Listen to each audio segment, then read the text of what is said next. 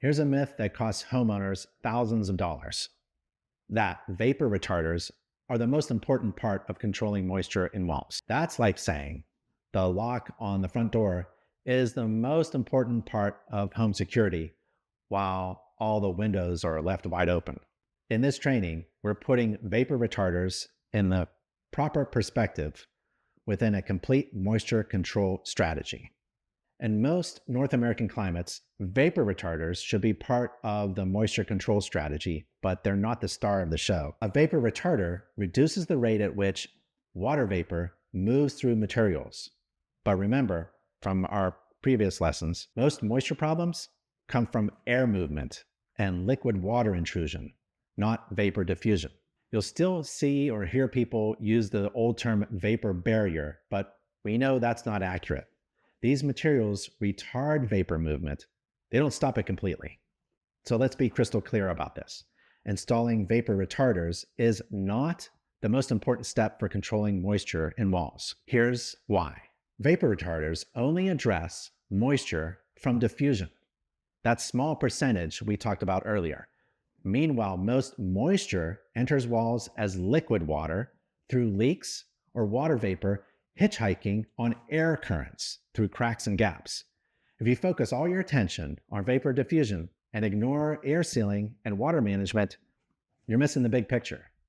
Most climates in the United States require 3 fundamental moisture control steps. And notice the order of importance.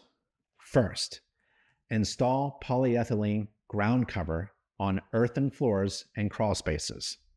This stops massive amounts of ground moisture from evaporating into the building. Second, slope the ground away from all foundations. This is basic water management. Keep bulk water away from the building envelope. Third, install a continuous water vapor retarder if required in your climate with a PERM less than 1. That's a PERM rating less than 1.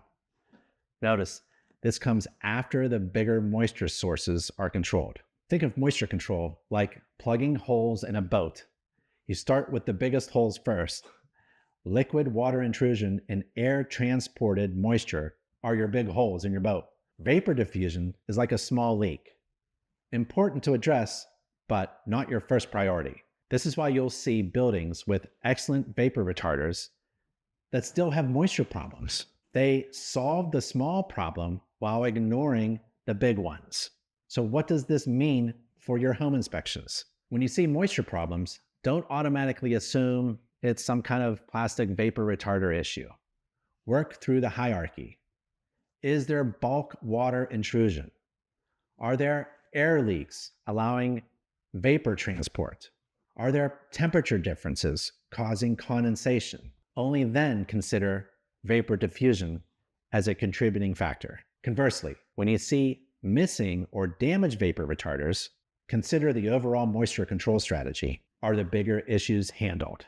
The phrase, if required in your climate zone, is crucial. Not every climate needs aggressive vapor retarders, and some climates are harmed by them. A vapor retarder that works great in Minnesota might trap moisture and cause problems in Georgia. This is where understanding your local climate patterns and building codes become essential. The right vapor retarder installed in the right place helps. The wrong vapor retarder in the wrong place creates new problems. Effective moisture control isn't about any single component. It's about integrated systems. Air sealing, water management, thermal control, and vapor control all work together. When one system fails, others should provide backup protection. And your job as an inspector could be understanding how all of these systems interact and identifying when the overall strategy has gaps or conflicts. Remember, vapor retarders are one tool in the moisture control box, not the whole toolbox. Master the complete strategy, and you'll give your clients much better advice about moisture management priorities.